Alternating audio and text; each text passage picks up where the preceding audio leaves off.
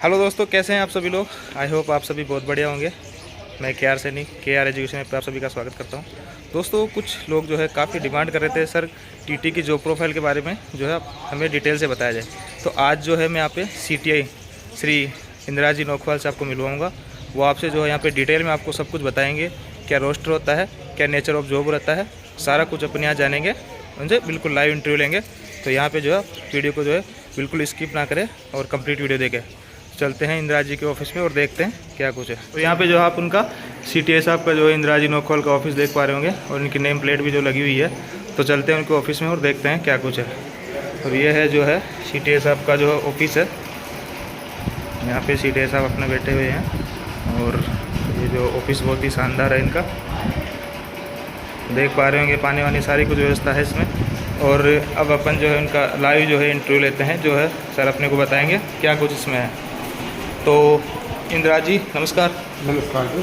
तो सर हमारी जो ऑडियंस है, कुछ बच्चे आपसे जानना चाह रही है टीटी की जॉब के बारे में, तो हमें जो है 1 बाय 1 सारे कुछ बताएं। यहाँ पे जो है भारत सरकार में जो रेलवे विभाग है, हाँ जी, उसमें कुल 6 विभाग है अलग अलग। हाँ जी, हाँ जी। इसमें 6 विभाग में एक वाणिज्य विभाग है। वाणिज्य विभाग में भी 4 विभाग है। चौथा विभाग है वो चेकिंग का है। चेकिंग में जो कर्मचारी होते हैं वो सिर्फ चेकिंग का ही काम करते हैं। जो इनका पूर्ण रूप से उत्तरदायित्व है कि रेल की रेवेन्यू कहीं भी लीकेज नहीं होनी चाहिए। रेल का जो पैसा आना चाहिए वो प्रॉपर तरीके से आना चाहिए। उसको रोकथाम के लिए रेलवे ने चेकिंग में TT स्टाफ भर्ती करते हैं। अच्छा। TT staff initial grade TC से शुरू होता है। TC में भर्ती रेल 2 प्रकार से करती है। एक तो रेल RRB से कंपटीशन लेती है। उसमें जो हमारे ट्रैक मेंटेनर है, गेटमैन है या इंजीनियरिंग ब्रांच में है, इनमें उनको 2 साल की 3 साल की सर्विस होने के बाद में डिपार्टमेंटली कोटा होता है, GDC कोटा बोलते हैं, उसमें भर्ती कर लेते हैं TC कम CC। और एक होती है RRB से डायरेक्ट TC की भर्ती। TC की ही भर्ती डायरेक्ट होती है और कोई पद डायरेक्ट नहीं होता है। इस चैनल में 6 प्रकार के पद होते हैं। TC होता है, फिर सीनियर TC होता है, फिर TT बनता है, फिर हेड TC बनता है, फिर TTI बनता है और फिर CTI बनता है। हाँ जी। और ये एकमात्र चैनल ऐसा है जिससे एक छोटे से घर में भी पैदा होकर TC या TT का जॉब लगकर बहुत बड़े उच्च अधिकारी से डायरेक्ट मिलने का मौका मिलता है, जो कि बहुत से लोग सपने में लेते हैं परंतु उनको टाइम नहीं मिलता है। क्योंकि रेलवे एक इतना इम्पोर्टेंट जॉब है कि आपके पास आपके साथ एक मंत्री से लेके एक संतरी तक चलता है और VVIP आपकी ड्यूटीज रहती है। और रेलवे आपको जो अमाउंट देती है, तनख्वाह देती है, उसके अलावा आपको एक्स्ट्रा ड्यूटी करने के लिए NH देती है, प्रॉपर आपको रेस्ट देती है। यदि उसके अलावा भी ड्यूटी ज़्यादा कराते हैं तो उसके एवज में अपने को CR देती है। रेलवे में सबसे बेस्ट जॉब TT का है। महीने के आखिरी दिन उसकी तनख्वाह आ जाती है। जहां ऑल इंडिया में कहीं भी TT जाता है उसको रुकने की सरकार ने बढ़िया सुविधा दे रखी है। खाने की, पीने की, रहने की कोई दिक्कत नहीं है। तो TT स्टाफ में जो हमारा कैडर है उसमें यदि सही भर्ती होकर सही नौकरी करता रहे और अपनी ईमानदारी से, तो वो आदमी डायरेक्ट IAS की भर्ती में जो IRTS आते हैं उस पद तक वो अचीव कर जाता है और वो अपनी एक छाप छोड़ देता है जो कि रेल के अंदर और उसके जीवन में बहुत महत्वपूर्ण है। और मैं CTI के पद पे काम कर रहा हूँ गंगानगर में। मेरी सोच में ऐसी है। अच्छा सर, तो ये बताओ इसमें जो रेस्ट वगैरह और आपका ड्यूटी रोस्टर कैसे होता है, गाड़ियाँ कैसे मिलती है आपको? हर स्टेशन पे अलग अलग रोस्टर है, अलग अलग ड्यूटीज है। वो तो गाड़ियों की और उसकी वर्किंग के हिसाब से होता है। कई स्टेशनों पे गाड़ी चलती है, 4 घंटे की ड्यूटी है, कहीं 6 घंटे की ड्यूटी है, कहीं 12 घंटे की ड्यूटी है। पर ड्यूटी आवर्स लेबर एक्ट के तहत आपसे 1 वीक में 52 घंटे तक वर्क करवाया जाता है। और उसके अलावा उस वीक में यदि आपको रेस्ट छुट्टी नहीं मिलता है, एक्स्ट्रा वर्क हो जाता है, तो उसका आगे चल के सरकार CR दे देती है। क्योंकि हमारा काम रेल को चलाना है। हम यदि लेबर एक्ट के पीछे खड़े रहें और हमारी रेल को रोक लें तो हम दूसरे डिपार्टमेंट फेल हो रहे हैं वैसे हम फेल हो जाएंगे। अच्छा। जैसे- तो सर ये बताइए, जैसे हेडक्वार्टर पे अपन गाड़ी लेके आ जाते हैं तो वहाँ कितने घंटे का जो रेस्ट का प्रावधान है, भाई इतने घंटे बाद ही आपकी जो है गाड़ी मिलेगी दोबारा? वो एक सिस्टम है, नॉमिनल आपको रुकना मिनिमम 6 घंटे का रेस्ट दिया जाता है ताकि वो फ्रेश होके दोबारा ना उस गाड़ी को पकड़ ले। मिनिमम 6 है, मैक्सिमम 12 घंटे तक है। 12 घंटे। अच्छा सर, तो गाड़ी में जो है आपका क्या क्या काम होता है, कितने घंटे पहले आपको गाड़ी पे आना होता है, चेकिंग कब से स्टार्ट करनी होती है, सारा कुछ CTI को बताइए। अपनी गाड़ी चलने से 45 मिनट बिफोर आना पड़ता है। TT को अपनी गाड़ी चलने से पहले आधा घंटा आना पड़ता है। आधा घंटा। उसको प्रॉपर कंप्यूटर में डिजिटल है, उसको ऑन होना पड़ता है, प्राइवेट कैश लिखना पड़ता है, अपनी EFT अपना सामान संभालना पड़ता है, जिस जिस कोच में ड्यूटी है उसकी प्रॉपर व्यवस्था देखनी पड़ती है। यदि वहाँ कोई कमी हो तो तुरंत कंट्रोल को नोट करवाई जाती है। ये TT की ड्यूटी रहती है। पैसेंजरों के रिगार्डिंग भी सर, जैसे कि कोई कंप्लेन वगैरह है पैसेंजर की, ऐसे भी कोई आपके पास गाड़ी में हर प्रकार के पैसेंजर होते हैं, किसी से घबराने की जरूरत नहीं है। रेलवे की RPF होती है, उच्च अधिकारी होते हैं। यदि किसी पैसेंजर कोई न्यूसेंस क्रिएट करता है तो रेलवे एक्ट अपना अलग एक्ट है, पुलिस DRP और RPF अपने साथ रहती है। उच्च अधिकारियों से डायरेक्ट कंट्रोल के थ्रू अपने कॉन्टेक्ट में रहते हैं। कॉन्टेक्ट में। और साफ सफाई वगैरह अगर कोई कोच साफ घंटा दिखता सफाई है, में कोई भी कमी हो तो आप स्टार्टिंग स्टेशन से लेके एंड स्टेशन तक, और उसके अलावा बीच में गाड़ी में अपने साथ OBHS के स्टाफ चलता है, आप तुरंत बुला के कहोगे तो उनका सुपरवाइजर होता है, उसको दूर कर दी जाती है। और सर प्रमोशन जो है किस ग्रेड तक होता है? जैसे इनिशियल अपन इसी C ग्रुप में रहे बिना डिपार्टमेंट एग्जाम दिए, TC भर्ती होने के बाद 2 साल में सीनियर TC बन जाता है, उस 2 साल में बाद TT बन जाता है, फिर 2 साल बाद में TC या TTI बन जाता है, फिर 8 से 10 साल के बाद CTI बन जाता है। तो लास्ट ग्रेड पे कहाँ तक चला जाता है सर इसमें? जैसे 4600 यदि वो डायरेक्ट TC आता है तो 4600 तक आ जाता है, जो कि गैजेटेड पोस्ट के इक्वल है। अभी रेलवे बोर्ड ने 25% सीटें CTI की गैजेटेड करने के लिए भी प्रावधान दिया है। सर जैसे कि अभी सीनियर CCTC की भी डायरेक्ट पोस्ट है 2800 ग्रेड पे, तो हाँ, उनको वो senior- पूछ रहे हैं कि हमारा 4200 कब तक मिल जाएगा 2800 से? 2800 से 4200 SC/ST कोटे के अंदर विद इन 3 साल में मिल जाता है, और जनरल कोटे में लगभग 4 से 5 साल लग जाता है। अच्छा। और सर जैसे कि 4200 ग्रेड वाला जो होता है वो कौन सी पोस्ट होती है, और उसको कौन सी क्लास चेक की जाती है उसके द्वारा, मतलब स्लीपर चेक की जाती 4200 है? ग्रेड पे में जो आ जाता है वो या तो स्टेशन पे TC इंचार्ज लगता है, या फिर TTI के पद पर गाड़ी में ड्यूटी करता है। TTI के पद पे गाड़ी कौन सी क्लास में करेगा, स्लीपर या जैसे कि AC वगैरह? वो गाड़ियों की परिस्थिति के हिसाब से है। सामान्यतः उसको स्लीपर ही मिलता है, परंतु बहुत जगह शॉर्टेज ऑफ स्टाफ होती है तो AC भी वर्क करता है। अच्छा। तो सर ओवरऑल आप जॉब को किस नज़रिए से देखना चाह रहे हो, मतलब जो बच्चों के लिए कैसा रहेगा? मेरा खुद का ये 6ठा जॉब है। मैं 5 नौकरियां छोड़ चुका हूँ। कौन कौन सी नौकरियां सर बताइए जरा। मैं पुलिस में रहा 89 से लेकर 98 तक। उसके बाद मैं रेलवे में स्टेशन मास्टर रहा, विजिलेंस में इंस्पेक्टर रहा, और मैं CTI और TTI की जॉब पे काम कर रहा हूँ। तो मेरा अनुभव ये कहता है कि सबसे बेस्ट जॉब है। इसमें 2 ही बात है।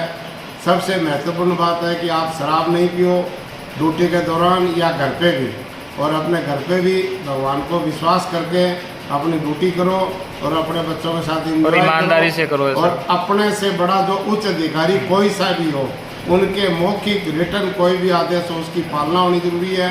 यदि उस पालना में कोई दिक्कत आती है तो अपने अधिकारी को आप वर्बली फ़ोन से या सामने पेश होकर बता सकते हो कि साहब मेरी ये प्रॉब्लम है, इस काम करता हूँ तो इससे दिक्कत आती है। सर TA वगैरह के बारे में बताइए ज़रा, TA किस ग्रेड को क्या मिलता है? TA per month night duty और TA ये सैलरी के अलावा है।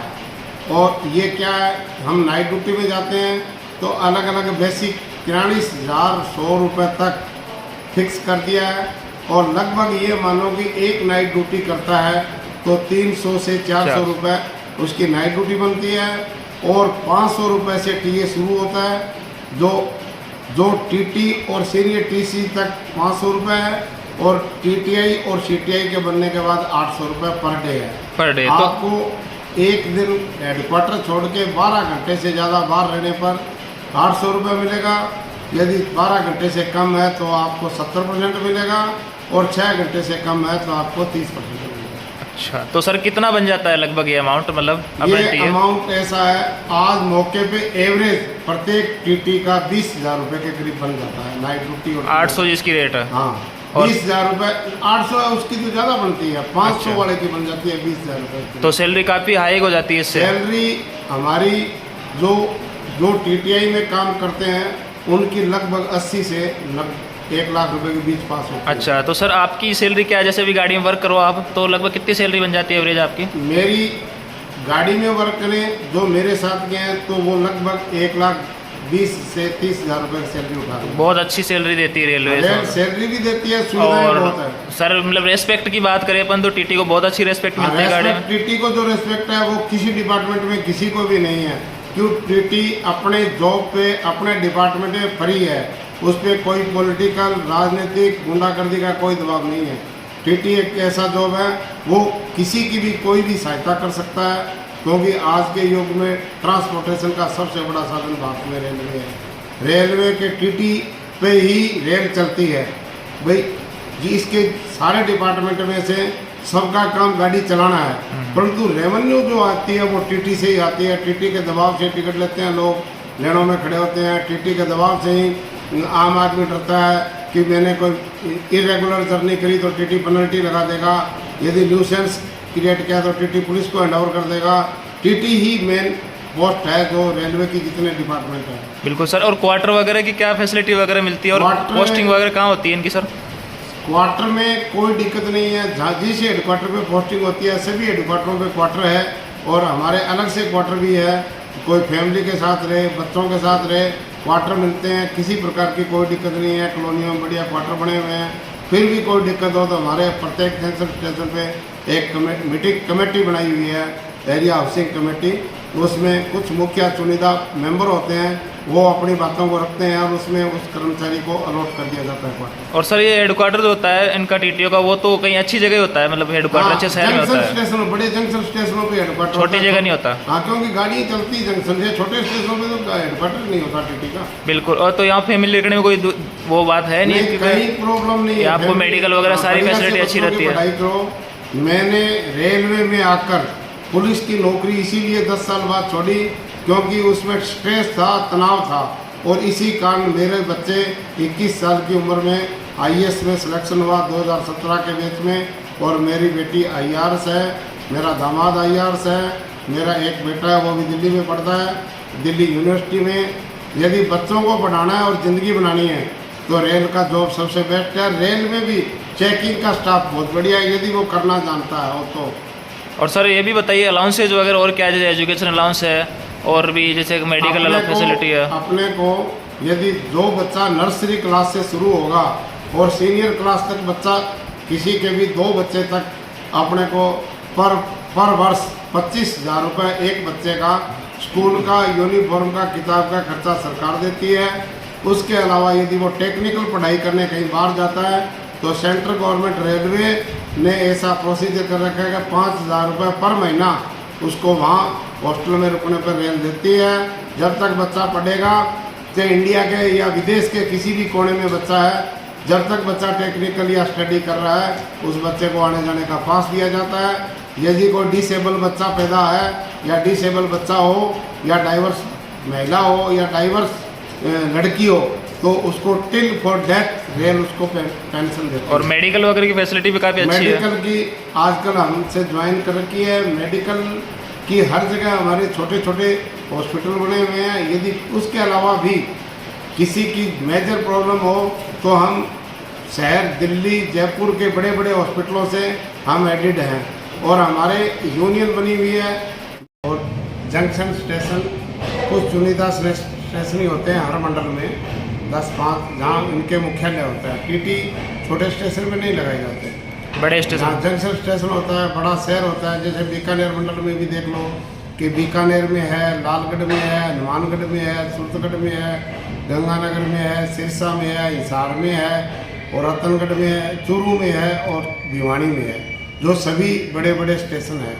बड़े बड़े स्टेशनों पे जहाँ गाड़ियाँ 10 से 20 गाड़ियाँ डेली चलती है, वहीं इनके मुख्यालय बने हैं। मतलब फैमिली के पर्पज से एक नंबर बढ़िया है सारा कुछ, और बच्चों के एजुकेशन दोनों दृष्टि से बढ़िया। और चिकित्सा वगैरह सुविधाएं सारी शिक्षा की तो फैसिलिटी। फुल सुविधा है, कोई कमी नहीं है। शिक्षा की तो आपको 24 घंटे अटेंड करने के लिए मेडिकल डिपार्टमेंट ड्यूटी पर या ऑफ ड्यूटी में घर तक मेडिसिन प्रोवाइड कराता है। और क्वार्टर वगैरह सारे मिल ही जाते हैं। वाटर वगैरह की कोई दिक्कत नहीं।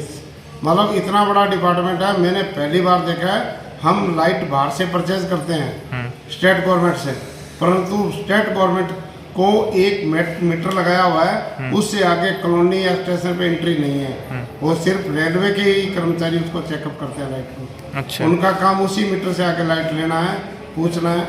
वो हमारी प्राइवेट आदमी हमारी कॉलोनी में नहीं आ सकता, हमारे जुरिडिक्शन में भी नहीं आ सकता। बिल्कुल, मतलब एकदम प्रोटेक्शन भी है, जैसे फुल प्रोटेक्ट अगर है। सिंगल कॉलोनी या जहाँ भी हम रह रहे हैं वो चारों तरफ से सुरक्षित जगह है, कोई टेंशन नहीं।